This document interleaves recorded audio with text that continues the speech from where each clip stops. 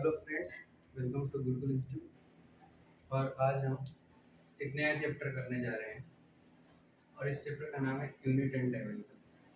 ठीक है, और ये बहुत ही इम्पोर्टेंट चैप्टर है, वैसे तो बेसिक भी बोल सकते हैं इसको। तो इसमें जो है क्या हम पढ़ते हैं, ये समझते हैं। चैप्टर है यूनिट एंड डायमेंशन। अब इसमें क्या है, ऐसे आप ऐसे समझें कि इसमें आप पूरी फिजिक्स का स्टडी करते हैं। मतलब कि आप इसमें जो है देखेंगे कि डिफरेंट विजुअल क्वांटिटी क्या क्या यूनिट होगा, क्या डैमेज होगा। इस तरह से आप मान सकते हैं कि पूरी फिजिक्स है।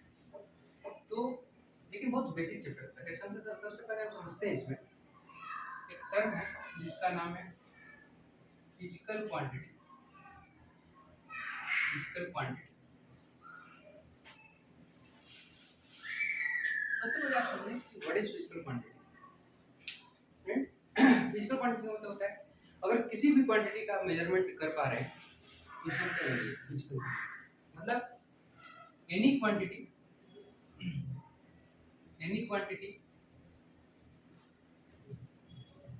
which can be measured is called physical quantity. Physical quantity यानी किसी भी क्वांटिटी का आप मेजरमेंट कर पा रहे हैं तो उसको क्या बोलते हैं, फिजिकल क्वांटिटी। एग्जांपल फिजिक्स के अंदर जो भी पढ़ रहे हैं सारे फिजिकल, जैसे मान लीजिए डिस्टेंस आप बोल रहे हैं, डिस्प्लेसमेंट बोल रहे हैं, फोर्स बोल रहे हैं, ये सब क्या है, ये सब फिजिकल क्वांटिटी है। और आप ऐसे समझें कि इसको क्लासिफाई अगर हम करते हैं तो मेनली दो टाइप का होता है। एक होता है आपका फंडामेंटल फिजिकल क्वांटिटी और इसको बेस फिजिकल क्वांटिटी कहते हैं, और सेकंड जो होता है उसको हम डेराइव्ड फिजिकल क्वांटिटी कहते हैं। समझते हैं? अब ऐसे समझिए कि जो फिजिकल क्वांटिटी है, physical quantity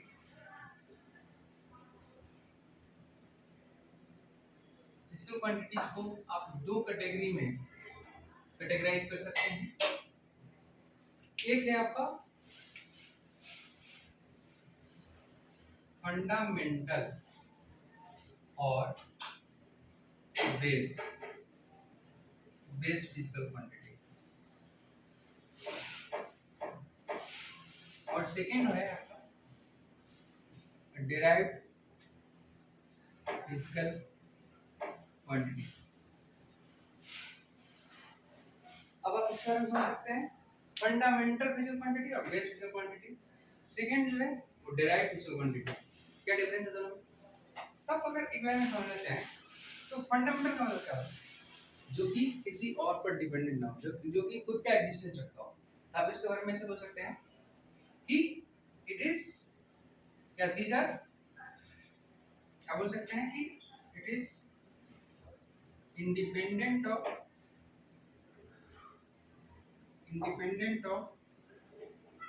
other physical quantities, is independent of other physical quantities। तो ये अदर फिजिकल क्वांटिटीज से क्या होगा, इंडिपेंडेंट होगा। और ये क्या होगा, इट डिपेंड्स ऑन फंडामेंटल। किस पर डिपेंड करेगा, फंडामेंटल पर करेगा। Depends on fundamental physical quantities. तो ये फंडामेंटल फिजिकल क्वांटिटीज पे क्या करेगा, डिपेंड करेगा। तो डिफरेंस आप समझ लोगे कि फंडामेंटल होगा जो कि दूसरे से इंडिपेंडेंट होगा, इसको किसी से मतलब नहीं, ये खुद का एग्जिस्टेंस रख रहा है। ड्राइव फिजिकल क्वांटिटी का मतलब क्या है, जो कि दूसरे पर डिपेंड कर रहा है, इसको बोलेंगे ड्राइव फिजिकल क्वांटिटी। ठीक है, अब समझते हैं इसके लिए। अगर आप समझे तो फंडामेंटल की लिस्ट में 7 क्वांटिटी है, 7 क्वांटिटी जो आता है उसकी इसकी लिस्ट में आता है फंडामेंटल। ठीक है, तो कौन कौन से देखते हैं। अब ऐसे समझे, आप ऐसा कर सकते हैं कि there are 7 fundamental physical quantities. तो आप बोल सकते हैं कि there are 7 fundamental physical quantity 7 है। 7 कौन कौन से हैं इसको याद रखना है, क्योंकि इसके बिना कुछ भी डिफाइन नहीं। मास, लेंथ,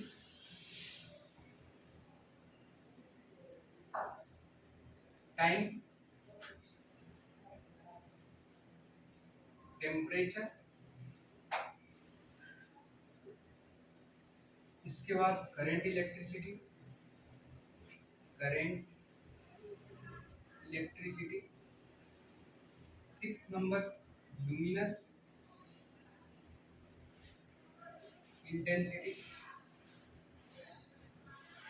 और 7 नंबर आपका होगा amount of substance, amount of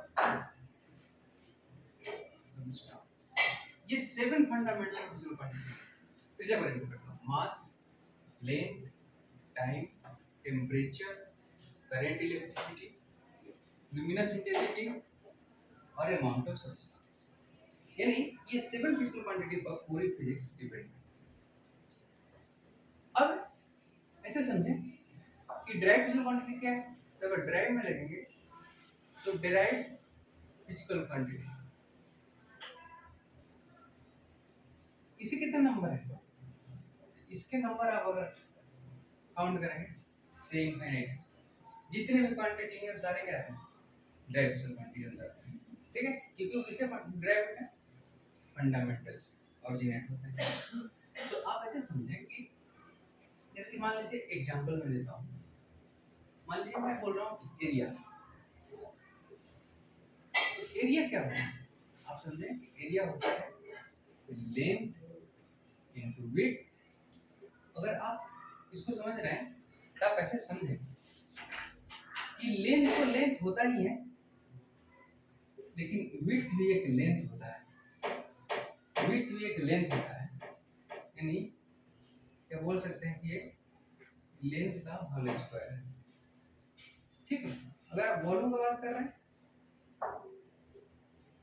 तो वॉल्यूम क्या होता है, लेंथ, विड्थ, हाइट। इसको क्या बोलेंगे, तीनों ही लेंथ है, ये लेंथ का क्यूब हो जाएगा। अगर आप ऐसे समझें कि आप डेंसिटी का बात कर रहे हैं तो डेंसिटी क्या होगा, डेंसिटी आप समझे, डेंसिटी होगा मास अपॉन वॉल्यूम। और मास तो मास फंडामेंटल तो है ही, और वॉल्यूम क्या रहेंगे, लेंथ का क्यूब। तो आप देख रहे हैं लिस्ट में मैं आपको दिखाना चाहूंगा कि ये लेंथ एरिया किस पर डिपेंड कर रहा है, लेंथ पर। तो लेंथ किसके लिस्ट में, फंडामेंटल। वॉल्यूम किस पर डिपेंड कर रहा है, लेंथ पर, ये भी किस है, फंडामेंटल। डेंसिटी किस पर डिपेंड कर रहा है, मास और लेंथ पर, ये भी फंडामेंटल। तब जो भी क्वांटिटी आप लिखेंगे ना वो सारे किस में होगा, कहीं ना कहीं फंडामेंटल के लिस्ट में होगा। तो दिखा देते हैं आपको। अब देखिए जैसे मान लीजिए मैं बात कर रहा हूँ डिस्टेंस का, डिस्टेंस हो गया या डिस्प्लेसमेंट हो गया। पूछेंगे क्या है, तो आपको पता है कि दोनों ही लेंथ है। Displacement shortest length between 2 points और डिस्टेंस का एक्चुअल लेंथ बिटवीन 2 पॉइंट्स है, तो है दोनों लेंथ। अगर आप स्पीड निकालेंगे तो स्पीड क्या होता है, डिस्टेंस अपॉन टाइम होता है। डिस्टेंस होता क्या है, लेंथ अपॉन क्या हो गया, टाइम। अगर आप एक्सीलरेशन लिखना चाहेंगे तो एक्सीलरेशन क्या होगा, स्पीड अपॉन टाइम हो जाएगा। अगर सिंपल लैंग्वेज में बोलना चाहते हैं तो स्पीड तो पता ही है कि लेंथ है अपॉन टाइम है, तो लेंथ अपॉन टाइम है, नीचे एक और टाइम है तो टाइम का होल स्क्वायर। फोर्स आप लिखेंगे तो फोर्स होता है मास इनटू एक्सीलरेशन। तो मास तो है ही, एक्सीलरेशन का क्या आएगा, लेंथ अपॉन टाइम का होल स्क्वायर। ठीक, बात ध्यान से समझते हैं फिर से कि भाई देखो डिस्टेंस लेंथ ये क्या है, सब लेंथ है, ये भी फंडामेंटल लिस्ट है। स्पीड की जो लेंथ और टाइम पर, ये भी फंडामेंटल, देखो लेंथ और टाइम है। अब समझे एक्सीलरेशन इस पर लेंथ और टाइम डिपेंड कर रहा है, ये फंडामेंटल लिस्ट में। और सिर्फ डिपेंड कर रहा है मास, लेंथ और टाइम, ये भी बता। तो हर एक क्वांटिटी कहीं ना कहीं फंडामेंटल के लिस्ट में। और वो क्या कहलाएगा, डिराइव्ड फिजिकल क्वांटिटी। किससे ड्राइव हो रहा है? Fundamental values. तो मैं उम्मीद कर रहा हूँ कितनी बातें आप समझ। अब ऐसे समझे, अब देखिए कि जितने भी क्वांटिटी हैं, ठीक है, कहीं ना कहीं अगर हम ऐसे समझें तो ये डायमेंशन क्वांटिटी है। तो इस सबका हमें यूनिट भी लिखना चाहिए। सबसे पहले हम समझे यूनिट होता क्या है, ठीक है। अगर आप ऐसे समझे यूनिट क्या होता है, तो पहले तो हम ये समझे व्हाट इज यूनिट। पहला क्वेश्चन ये है कि यूनिट क्या है। तो जैसे कि मान लीजिए आप किसी चीज का मेजरमेंट करते हैं तो एक उसका एक स्टैंडर्ड वैल्यू माना जाता है जिसके हेल्प से आप किसी भी क्वांटिटी को, सेम क्वांटिटी को कंपेयर कर पाए। तो वो जो स्टैंडर्ड वैल्यू है वो ऐसे वैल्यू होना चाहिए जैसे कि कम से कम आप कंपेयर कर पाए, इतना भी छोटा ना हो कि उससे चीजों को कंपेयर ना कर पाए। तो ऐसे क्वांटिटी जो कि स्टैंडर्ड एक माना जाता है उसके भी एक ऑर्गेनाइजेशन जैसे जीपीए है, उस ऑर्गेनाइजेशन के थ्रू ये कंसीडरेशन दिया जाता है और एक पर्टिकुलर स्टैंडर्ड उसको डिफाइन किया जाता है। तो वो जो स्मॉलेस्ट स्टैंडर्ड है उसी को उस क्वांटिटी को क्या कहते हैं, यूनिट। मतलब आप ऐसे कह सकते हैं कि the smallest value of any physical quantity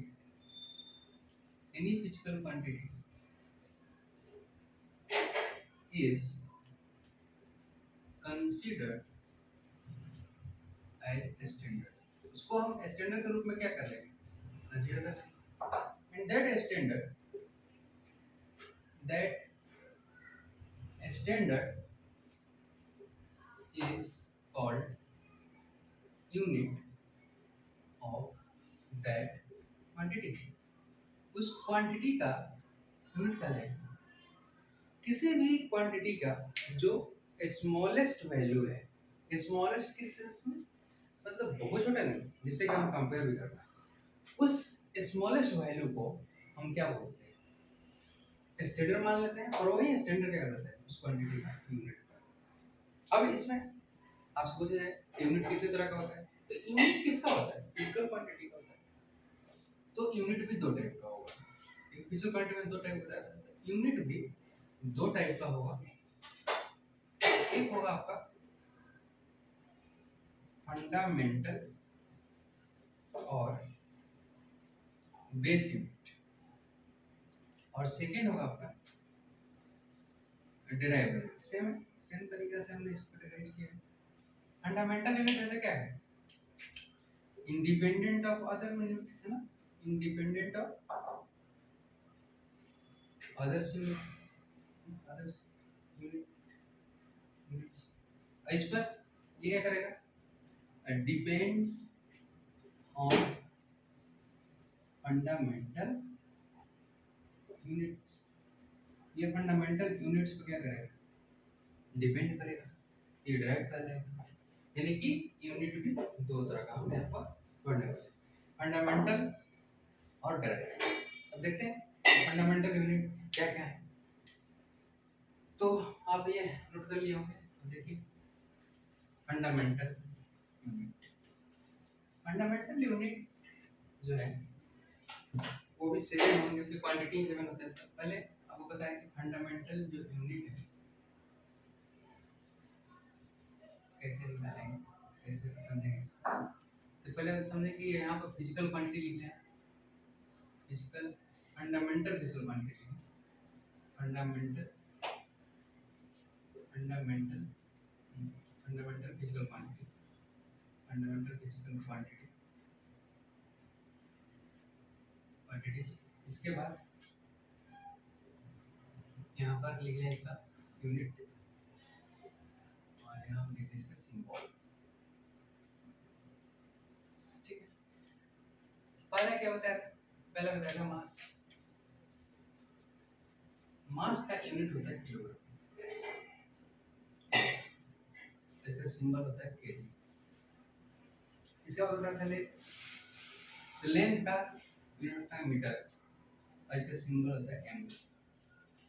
इसके बाद बताया था टाइम, तो टाइम का होता है आपको देखिए सेकंड और इसका सिंबल होता है एस।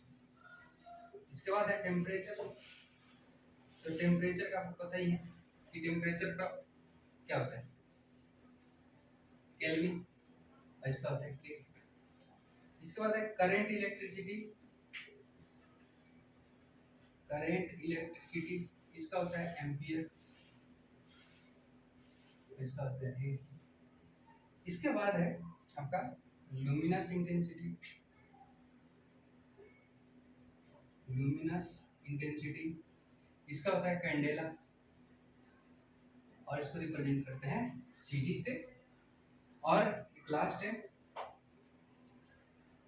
अमाउंट ऑफ सब्सटेंस, और इसका होता है मोल आप कहते हैं, और ये होता है इसको डिनोट करते हैं एमओएच।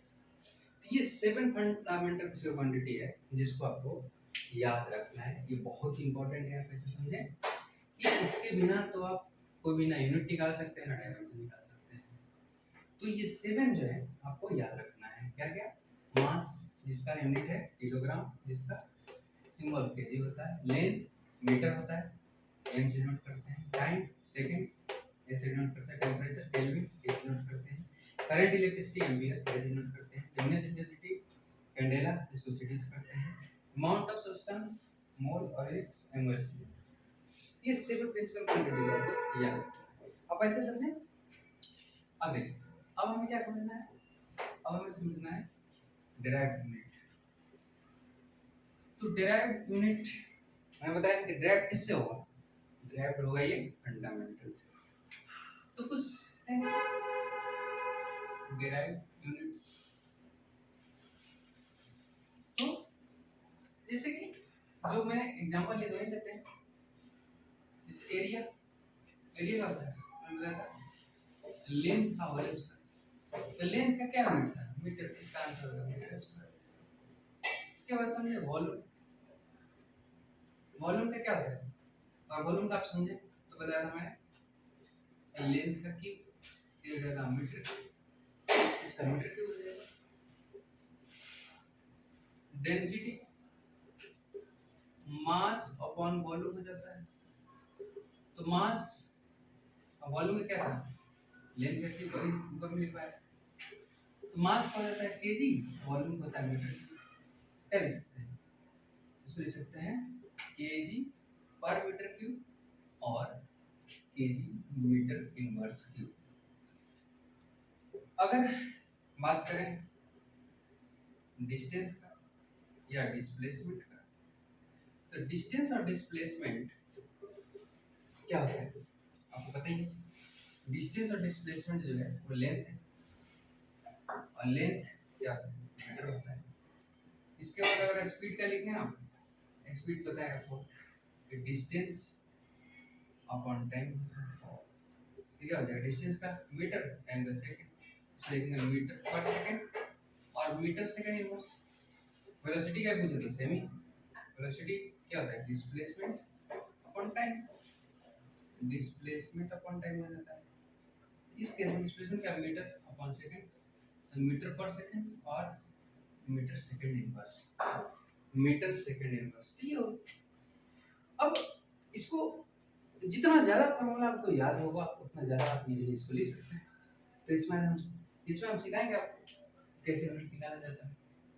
ठीक, तो कुछ यूनिट करेंगे, लेकिन हम कोशिश करेंगे कि डायमेंशन ज्यादा सीखें। डायमेंशन सीखेंगे तो उससे हेल्प से यूनिट भी लिख पाएंगे। तो हम ज्यादा में जो है कोशिश करेंगे डायमेंशन सीखने। फिर मैं एग्जांपल कुछ ड्राइव यूनिट का दूंगा, तो आप एक बार इसको अब देखिए कि इसको कुछ और क्वांटिटी में लिखते हैं। जैसे मान लीजिए मैं बोल रहा हूँ कि एक्सीलरेशन क्या होता है? Velocity upon time. अब बताएं वेलोसिटी क्या होता है? मीटर सेकंड इनवर्स अपॉन क्या आ जाएगा? सेकंड, टाइम का सेकंड हो गया। तो देखिए मीटर सेकंड इनवर्स स्क्वायर या मीटर पर सेकंड स्क्वायर आप ये बोल सकते हैं। फोर्स है, फोर्स क्या होता है? Mass into acceleration. तो मास को पता ही है केजी होता है, एक्सीलरेशन का भी बता दिया कि मीटर पर सेकंड स्क्वायर। तो क्या आ जाएगा? केजी मीटर पर सेकंड स्क्वायर। थोड़ा सा आपको बात एक्सप्लेन करता हूँ। जैसे कि केजी मीटर पर सेकंड स्क्वायर, वही हम न्यूटन बोल देते हैं, न्यूटन बोल देते हैं। मतलब कि अगर 1 केजी मीटर पर सेकंड स्क्वायर होगा तो ये 1 न्यूटन होगा। मतलब ऐसे समझें, इसका मतलब क्या है समझें कि अगर 1 केजी का बॉल या 1 केजी का पार्टिकल अगर 1 मीटर पर सेकंड स्क्वायर के मूव कर रहा है, एक्सीलरेशन से मूव कर रहा है, तो जो फोर्स की रिक्वायरमेंट होगी वो 1 न्यूटन होगी। इसका मतलब ये है कि when 1 kg mass is accelerated by 1 meter per second square, then the amount of force required is 1 meter। ठीक है, मतलब कि अगर 1 न्यूटन के फोर्स अप्लाई करोगे तो 1 केजी का मास 1 मीटर पर सेकंड स्क्वायर से क्या करेगा, एक्सेलरेट करेगा।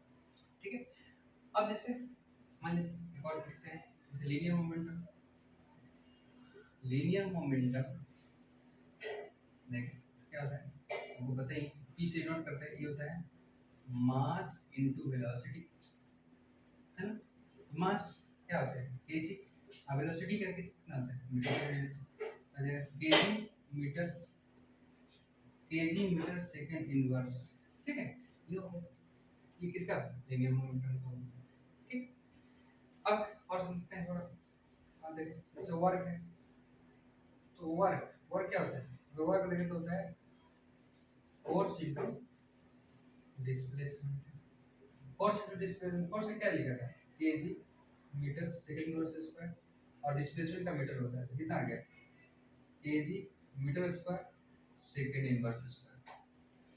तो ये हुआ किसका, वर्क का। तो यहाँ पे अगली बात और भी समझ आते हैं, यहीं पर क्या समझे कि 1 KG metre square second inverse square को 1 जूल बोला जाता है।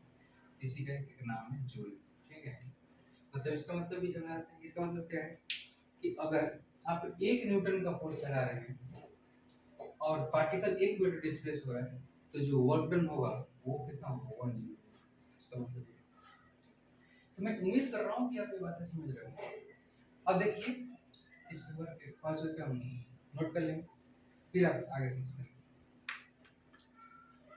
अब देखिए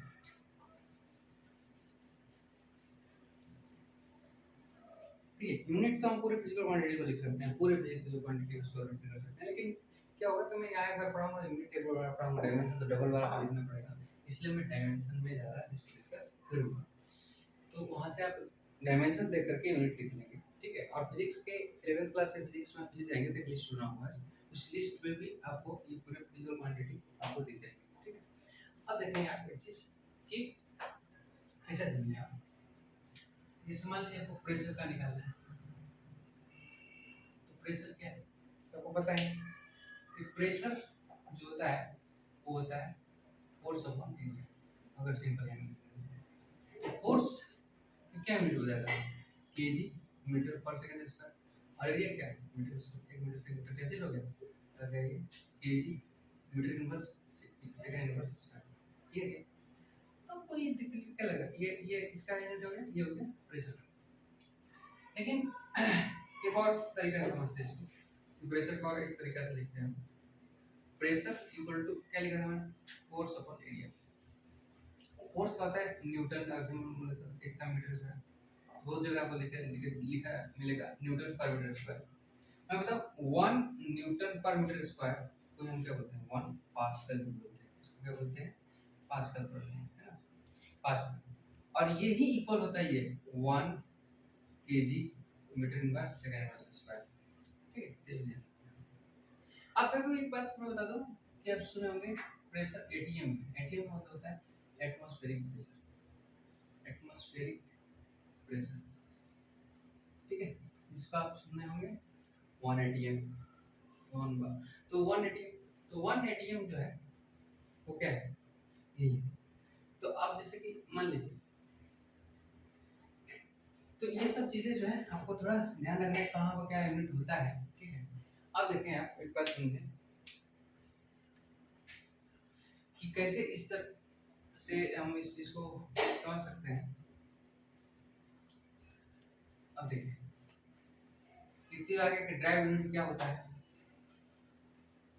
अब हम आगे डिस्कस कर रहे हैं कि इस पर हम पूरा डिस्कशन यूनिट में ज़्यादा कर सॉरी डायमेंशन में ज़्यादा करेंगे।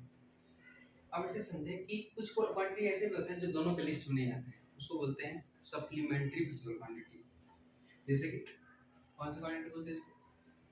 Supplementary physical quantities. Supplementary physical quantities ये मेनली दो टाइप का होता है। एक होता है आपका प्लेन एंगल, जिसको हम थीटा से रिप्रेजेंट करते हैं, और सेकंड होता है आपका सॉलिड एंगल, जिसको हम ओमेगा से रिप्रेजेंट करते हैं। प्लेन एंगल और सॉलिड एंगल। तो अब ऐसे समझिए कि प्लेन एंगल और सॉलिड एंगल दो ऐसे क्वांटिटी हैं जो कि ना फंडामेंटल केमिस्ट्री में हम करते हैं ना टाइप। तो इसको समझते हैं कि है क्या। सबसे पहले हम समझते हैं कि प्लेन एंगल क्या है। प्लेन एंगल, ठीक। तो आप देखें कि प्लेन एंगल क्या है। जिसके मान लीजिए ये प्लेन है, इसमें कोई आर्क है, इस आर्क का कहीं ना कहीं सेंटर रहा हो, आर्क को इसके सेंटर से मीट करते हैं। ये यहाँ पर मान लीजिए थीटा सेक्शन हो गया, सेंटर हो गया, ये आर हो गया, ये आर्क हो गया एल, आर्क लेंथ हो गया। तो आप ऐसे समझें कि ये डिफाइंड होता है थीटा, थीटा इक्वल टू होता है arc length upon radius. Mathematical formula है लेकिन समझो ये होता है आर्क लेंथ अपॉन रेडियस, ठीक है। तो ये आर्क लेंथ हो गया, ये रेडियस तब ऐसे कर सकते हैं कि क्या है ये इन प्लेन एंगल है क्या। कर सकते हैं कि angle subtends at the center of arc, ठीक है, in a plane is called plane angle, ठीक है। इसको आप प्लेन एंगल बोल सकते हो। किसी आर्क के द्वारा उसके सेंटर पर किसी प्लेन में अगर एंगल बन रहा है तो क्या होगा, प्लेन एंगल। अब डिफाइन भी पता चल गया कैसे होगा। अब इसमें इसका जो यूनिट होता है, इसका ऐसा ही जो यूनिट होता है, ऐसा यूनिट जो होता है किसका, प्लेन एंगल का, वो होता है radian. Radian denoted by R, और सी से भी बहुत जगह दिखा रहा है। इसको ऐसे हो जाए। अब हमसे पूछ सकते हैं ये रेडियन क्या है, इसको मैं पहले इसको करो। अब देखिए ये रेडियन कैसे डिफाइन करेंगे, ऐसे समझें कि रेडियन क्या होता है। मैंने आपको समझाया कि थीटा होता है एल अपॉन, और मैं अगर एल की वैल्यू 1 और आर की वैल्यू भी 1, थीटा कितना है 1। क्या वैसे बोले कि एल और आर इक्वल हो जाए तो भी क्या होगा 1। तब बोल सकते हैं कि angle subtend at the center of solid by the unit arc length and unit radius is equal to 1 radian। मतलब हम बोल सकते हैं angle subtend at the center of solid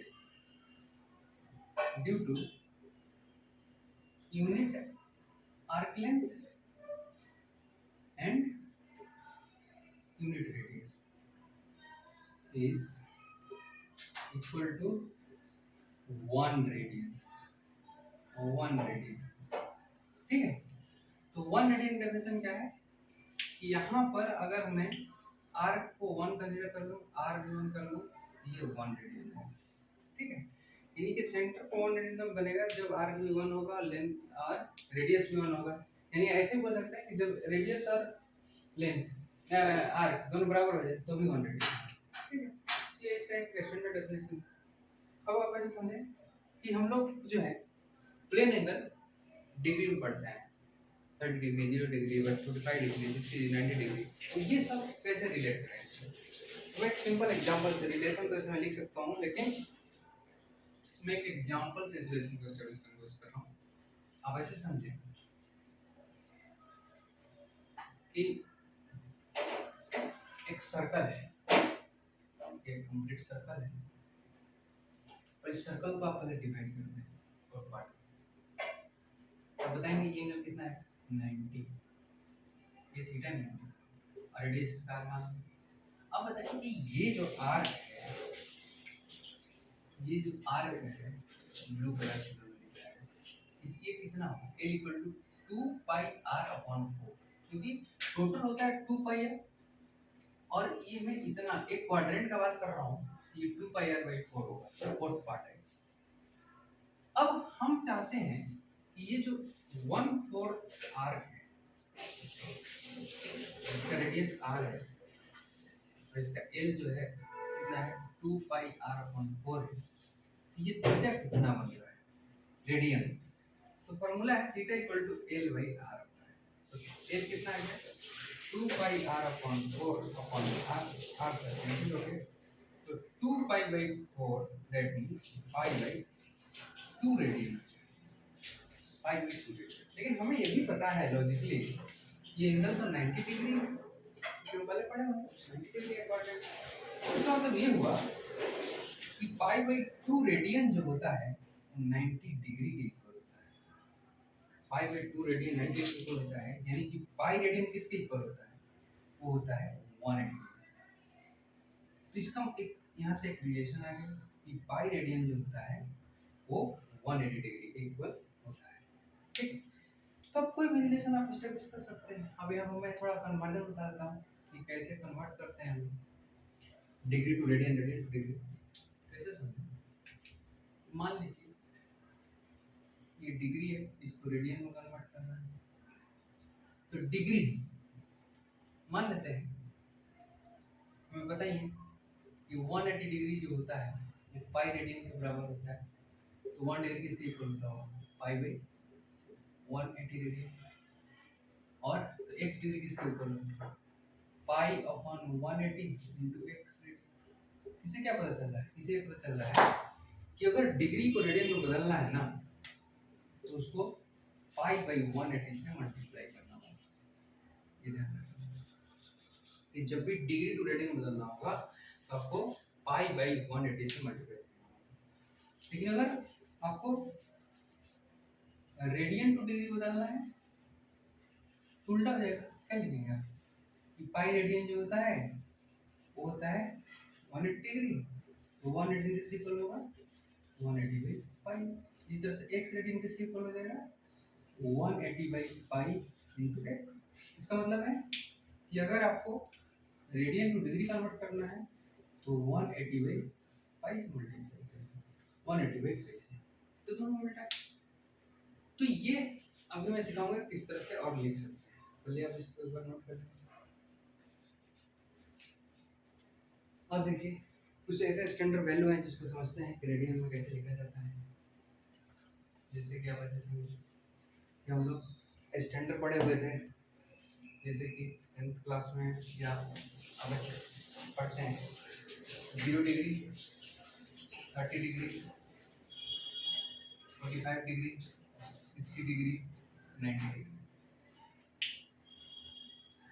तो आप इसको रेडियन में, ये डिग्री मेजरमेंट है, आप इसको रेडियन में करना चाहते हैं, पता है कि जीरो क्या लिख सकते हैं, जीरो कितने से मल्टीप्लाई करना है पाई बाई 180, आंसर क्या है जीरो, जीरो रेडियन, जीरो को तो जीरो लिखेंगे, 30 करेंगे 30 को करेंगे पाई बाई 180 से रेडियन में कन्वर्ट करना है तो 6 यानी कि पाई बाई 6 आ जाएगा। इसको करेंगे तो 45 इंटू पाई बाई 180 आ जाएगा पाई बाई 4, 60 करेंगे तो 60 पाई बाई 180 आ जाएगा पाई बाई 3, इसको करेंगे तो 90 पाई बाई 180 आ जाएगा पाई बाई 3। हमें समझ आया कि 0 डिग्री का तो 0 है, 30 कितना है पाई बाई 6, 45 का कितना है पाई बाई 4, 60 कितना है पाई बाई 3, 90 कितना है पाई बाई 3। कैसे है तो पाई कितना था 180 से डिवाइड करने के लिए, इससे भी आप कर, तो कोई भी कन्वर्जन आप करना है आपको डिग्री टू रेडियन बस, ठीक है ये हो गया, ठीक है क्लियर है, नोट कर लें। आप सुनिए, कभी आपको ऐसे देखने को मिल सकता है कि जैसे मैंने बताया, आप ऐसे समझेंगे कि 1 डिग्री में 60 मिनट होते हैं, मिनट का साइन है मिनट, और 1 मिनट में 60 सेकंड होता है, क्या वो पता भी, लेकिन ये एंगल का मेजरमेंट है, ठीक है, एंगल का मेजरमेंट जैसे कहीं लिखा जा सकता है ये एंगल जो है 60 डिग्री 45 मिनट और 30 सेकंड है, मान लीजिए एंगल कुछ दिया हुआ है थीटा। अब बोलेगा कि कन्वर्ट इट इनटू रेडियन, तो कैसा करेंगे वो दीजिए। देखो 60 तो डिग्री में है, इसको 60 प्लस 45 को क्या लिखेंगे, 45 डिवाइडेड बाई 60 कर देंगे तो डिग्री में हो जाएगा, पता है 1 मिनट में 60, 1 डिग्री में 60 मिनट होता है, 60 डिवाइड कर दिया। और ये सेकंड है तो इसमें कितने होंगे, डिग्री कितने होंगे, तो 1 डिग्री में कितने मिनट सेकंड होंगे, 3600, वही टाइम वाला ही ना, 60 डिग्री प्लस इससे करेंगे तो 3/4 डिग्री, ऐसे करेंगे तो आ जाएगा 1/20 डिग्री। इस सबको ऐड करेंगे और मल्टीप्लाई बाई पाई बाई 180 कर देंगे, ये रेडियन में कन्वर्ट हो जाएगा, रेडियन में कन्वर्ट हो जाएगा, ठीक है। तो ये है आपका रहेगा जाता। अब आप ऐसे समझे कि कुछ ऐसा भी रहेगा तो आप कर लेंगे, मुझे उम्मीद है कि ये सब आप समझेंगे, ठीक है। अब जो सेकंड था वो सेकंड क्या था, सेकंड था सॉलिड एंगल। तो सॉलिड एंगल क्या होता है हमें समझना है। तो सॉलिड एंगल अभी तक हम प्लेन एंगल समझे, अब सॉलिड एंगल समझते हैं। सॉलिड एंगल को क्या बताया, ओमेगा से रिप्रेजेंट किया जाता है। तो वहां पर आर्क था ना, तो यहाँ पर जो है सॉलिड के बारे में बात किया जा रहा है। तो सॉलिड के बारे में बात किया जा रहा है तो आप समझे कि किसी पर्टिकुलर सरफेस एरिया की वजह से, ठीक, उसके जो सेंटर पर, कोई भी सरफेस एरिया सेंटर पर जो एंगल बनता है उसको क्या बोलते हैं, सॉलिड एंगल। जैसे यहाँ पर एग्जांपल मान लो कि कोई ऐसा शेप का जो है एक सरफेस एरिया है और इसका सेंटर कहीं यहाँ पर है, आप इसका हर एक पॉइंट को इससे मिलाएंगे, हर एक पॉइंट को मिलाएंगे तो हर एक पॉइंट को इससे मिलाएंगे तो यहाँ पे एक एंगल ऐसे बनेगा और यही एंगल सॉलिड एंगल का देगा।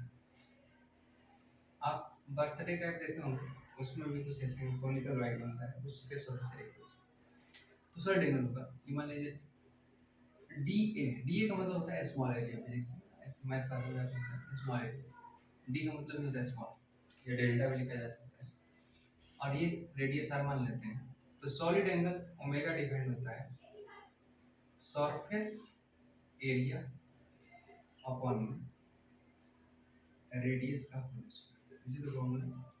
ये किसका फॉर्मूला है, सॉलिड एंगल। अब आप ऐसे समझे एग्जांपल से आपको बहुत क्लियर होगा।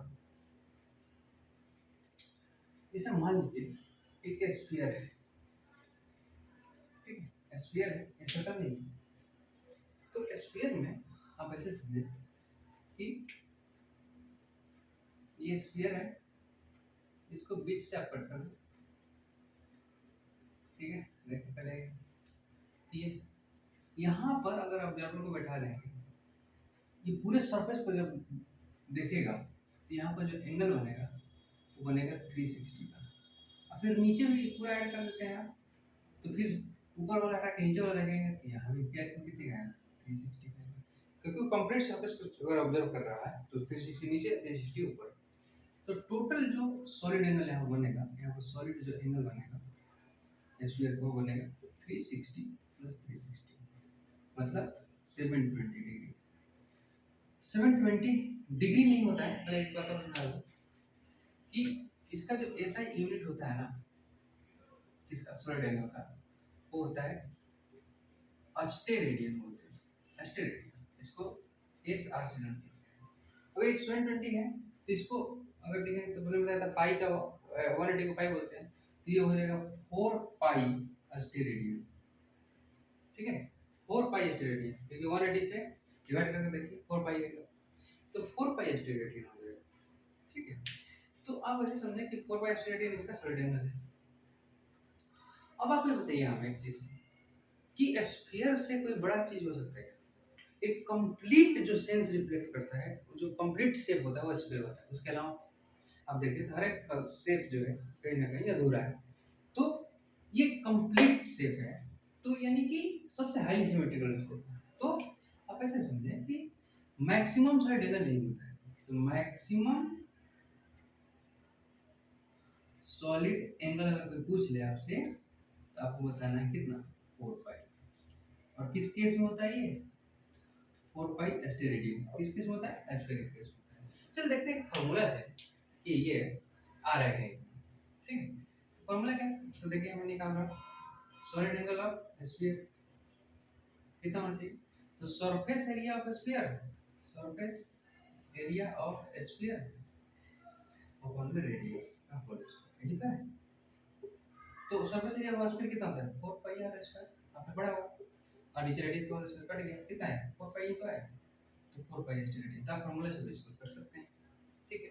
हेमिस्फीयर करेंगे तो 2 पाई हो जाता है, तो देखो वो ऊपर कितना है 360, 2 पाई हेमिस्फीयर, नीचे भी 2 पाई हेमिस्फीयर, तो कितना होगा 4 पाई। तो इस तरह से सॉलिड एंगल आप निकाल सकते हैं। तो सॉलिड एंगल है क्या, तो सॉलिड एंगल हुआ कि angle subtend with the centre of solid due to its surface area, particular surface area, particular surface area की वजह से किसी के सेंटर पर, सॉलिड के सेंटर पर जो एंगल सबटेंड होता है उसको क्या बोलते हैं, सॉलिड एंगल बोलते हैं। इसका ऐसे नोट किया स्टेरेडियन, ये सब से नोट करते हैं। फार्मूला क्या है, सरफेस एरिया अपॉन रेडियस का स्क्वायर। मैंने एग्जांपल दिया, मैक्सिमम जो सॉलिड एंगल का जो वैल्यू होता है वो क्या होता है, 4 पाई होता है, ठीक है, 4 पाई स्टेरेडियन, जो कि स्फीयर के केस में तक इसको नोट करें। अब देखिए थोड़ा सा एक चीज समझते हैं, अब ऐसे समझे, एक बार मैं बताता हूँ आपको सिस्टम्स ऑफ यूनिट, यूनिट कितने सिस्टम होते हैं, ये सिस्टम का जरूरी है, विदाउट सिस्टम आप कैसे रिप्रेजेंट करें कौन कौन सा सिस्टम होता है। तब ऐसे समझे एक सिस्टम होता है एम के एस सिस्टम, इसमें क्या होता है, तो 3 क्वांटिटी की बात करते हैं यहाँ पर, एक बात करते हैं लेंथ का, मास का और टाइम का। तो जिस सिस्टम के अंदर लेंथ का यूनिट मीटर, मास का यूनिट किलोग्राम और टाइम का यूनिट सेकंड होता है, उसको एमकेएस सिस्टम कहा जाता है, मीटर किलोग्राम सेकंड सिस्टम बोलते हैं। क्या बोलते हैं इसको, metre kilogram second system. Second जो होता है वो होता है सीजीएस सिस्टम, सीजीएस सिस्टम। इसमें क्या होगा, इसमें हम लिखते हैं लेंथ, मास, टाइम। इसमें लेंथ का हो जाएगा सेंटीमीटर, सेंटीमीटर, इसमें ग्राम, और ये तो सेकंड रह गए, ठीक है। इसको बोलते हैं लेंथ, मास और टाइम का इसमें सेंटीमीटर ग्राम सेकंड सिस्टम, इसे इसको सीजीएस सिस्टम बोला जाता है। इसके बाद जो थर्ड सिस्टम है वो है आपका एपीएस सिस्टम। एपीएस सिस्टम में क्या होगा, लेंथ, मास, टाइम। लेंथ हो गया आपका, इसमें हो जाएगा फुट, इसमें पाउंड, और ये हो जाएगा second, foot pound second system बोलते हैं इसको। इसमें लेंथ का यूनिट फुट है, मास का पाउंड है और टाइम का सेकंड है। फोर्थ जो हमारा सिस्टम होता है वो होता है एसआई सिस्टम, और एसआई सिस्टम को बोला जाता है इंटरनेशनल सिस्टम, इंटरनेशनल सिस्टम। तो ये क्या होता है, इक्विवेलेंट टू एमके सिस्टम होता है। कहीं कहीं इसको कॉमन नेम में दिख जाएगा आपको, जैसे केजी मीटर पर सेकंड स्क्वायर में क्या बोलते हैं, न्यूटन बोलते हैं। ये फोर सिस्टम है जिसके अंदर हम यूनिट क्या करते हैं, रिप्रेजेंट करते हैं, ठीक है। कुछ एग्जांपल्स आपको समझ, जैसे मैं बताया था कि 1 केजी मीटर पर सेकंड स्क्वायर, तो ये क्या कौन सा सिस्टम हुआ, ये एमकेएस हुआ।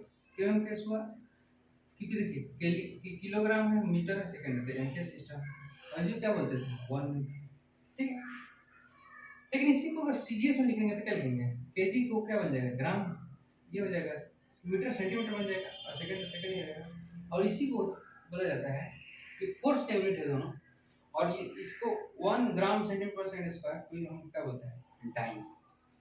ठीक है, तो टाइम कौन सा सिस्टम हुआ, ये कौन सा सिस्टम है, सीजीएस, सीजीएस सिस्टम, ये ग्राम सेंटीमीटर सेकंड सिस्टम है, सीजीएस सिस्टम। अब आपको पता भी होगा, रिलेशन भी पता होगा आपको, कि जो 1 न्यूटन होता है वो 10 टू द पावर 5 डाइन के इक्वल होता है, 10 टू द पावर 5 डाइन के इक्वल। तो क्या चला, अब इसको प्रूव भी कर सकते हैं। ये देखिए आप